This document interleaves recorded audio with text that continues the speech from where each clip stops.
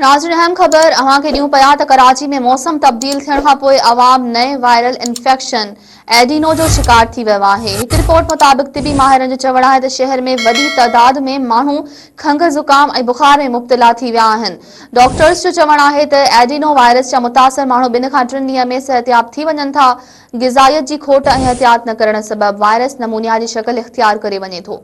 माहिरनि अवाम खे हिदायत कनि जो त वॾी उमिरि जा माण्हू दम ऐं शुगर जे मरीज़नि खे तमामु घणे एहतियात करण जी ज़रूरत आहे। हथ मिलाइण ऐं ॿाहिरि खां खाधा खाइण खां पासो कयो वञे।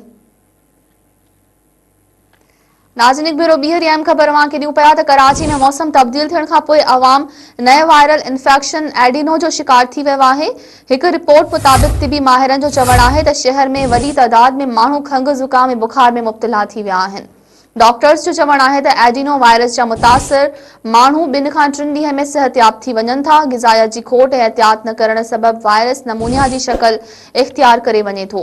माहिरनि अवाम खे हिदायत कंदे चयो त वॾी उमिरि जा माण्हू दम ऐं शुगर जे मरीज़नि खे तमामु घणी एहतियात करण जी ज़रूरत आहे। हथ मिलाइण ऐं ॿाहिरि खां खाधा खाइण खां पासो कयो वञे।